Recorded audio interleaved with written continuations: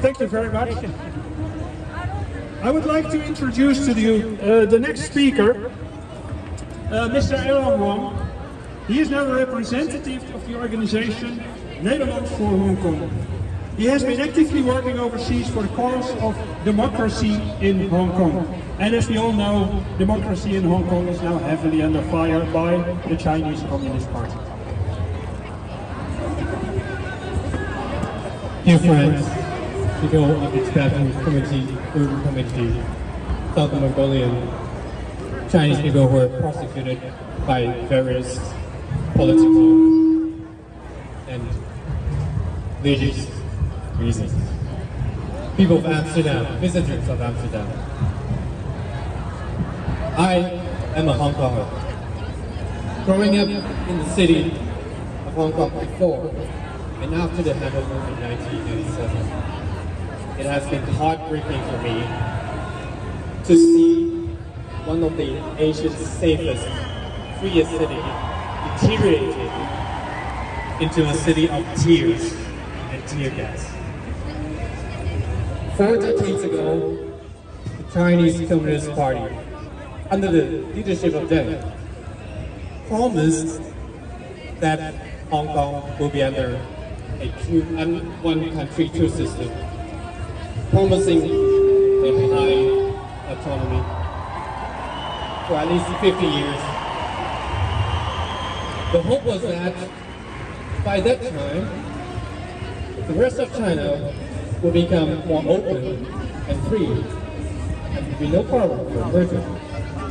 This turns out to be a blatant falsehood, as demonstrated by all the groups represented here today, that the regions currently ruled and occupied by the Chinese Communist Party have become more oppressive over time. I really regret that Hong Kong hasn't learned from the many groups here in the 80s, and I believe in this so-called one country, two system idea. Hong Kong, especially later generations, slowly realized that freedom and democracy isn't granted. In 2012, a group of students actually opposed the introduction of a national education where they try to brainwash new generations into patriotic worshippers of the Communist Party. 2014, there's the famous umbrella movement where we're to oppose the so-called decision made by Beijing to pre-select the candidates for our leader. In June 2019, Hong Kong shocked the world with 2 million people peacefully marching in the streets to protest against an extradition law that allowed people from Hong Kong to be extradited to mainland China for prosecution. It was, however, responded by an unresponsive government, increasing unproportionately police brutality. Today is the 1st of October, which marked the day an 18-year-old Uyghur was shot by the police in close range 3 years ago while protesting against Islam. The Hong Kong government just responded with increasing violence and unresponsiveness. In the end, they enacted an even more devastating law, the National Security Law, where anybody all over the world could be prosecuted. Because of this, tens of and hundreds of pro-democratic people are now in jail facing trials for more than 10 years of prison or even life sentence.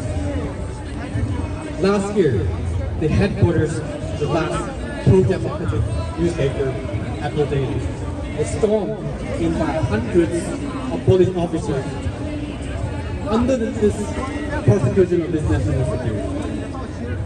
The founder and owner, Jimmy Lai, was among those arrested and charged under this law. Many other new media either closed down or to move their headquarters away from Hong Kong because of this. There is no longer freedom of speech. Hong Kong has been portrayed by the Chinese Communist Party as a rebellious, ungrateful child, where they are appreciative of everything that the motherland has given to her. That's blatantly untrue. You think of it when, in the 1980s, when China was opening up its market, while the world was skeptical, Hongkongers were the first to actually volunteer and invested. 2008, when the very devastating earthquake happened in Sichuan, Hongkongers donated $1.5 billion to help alleviate people in China who are suffering. This is not a rebellious child. In return, that should be appreciated of what people have done. So what happened in between?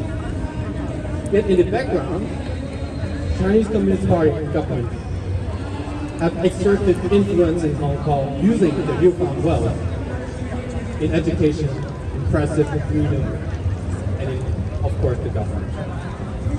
Before we realized, the three biggest publishing companies were owned by the Chinese government. We now exert its monopoly on school textbooks. It will become way harder to publish anything opposing to the news. The newspaper media, which many others were acquired or being threatened through Chinese news companies whose advertising is their survival dependent on. Social media nowadays heavily censored even by companies that are really tied to Chinese business. And employees are fired because of what they posted on Facebook, Instagram, and so on. This story might be closer than what you think. A recent report from RTL News that just investigated journalism platform following noted that there are over 900 companies in the Netherlands that are majority owned by Chinese companies, or its state, China, as of June 2020, including large container ship companies in the port of Rotterdam, high-tech companies around many technical universities in the Netherlands. Especially in the energy sector, a lot of Chinese companies in there. And I think the Ukrainian crisis happening this year has demonstrated to us being too dependent on a totalitarian country in these highly sensitive matters such as energy and high-tech is a price that we will have to pay sooner or later. Last year, the European Parliament has frozen the ratification of a new trade deal between the EU and China and urges the European Commission and European Council to develop a more assertive, comprehensive, and consistent EU-China strategy, which includes enhanced engagement on universal values, international norms, and human rights, and to defend and promote the core European interests and values by transforming the EU into a more effective geopolitical actor. This is an important move towards the right direction. And remember that we have leverage, and we should use this leverage. The close ties economic ties between the EU and China should be our way into making it better for all of us. And to that end, we need a stronger voice. And I'm very grateful today to see all this group here. And also, I hope that people who are here today on that square, knowing that this is something we need to make a bigger voice on, to urge on the level of the country,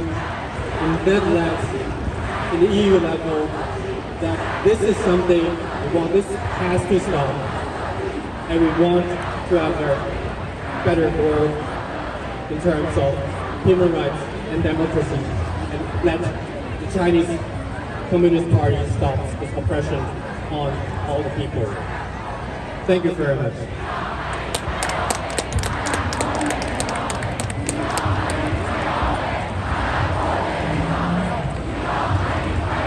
Thank you very much for your speech. It was very interesting.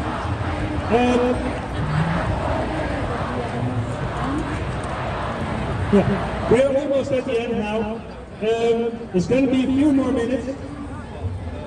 I want to introduce to you one last but not least speaker, Mr. Choi. He is a Christian of the Church of Almighty God who fled to the Netherlands due to persecution by the CCP. After coming to the Netherlands, he has been actively participating in the human rights protection activities of Christians.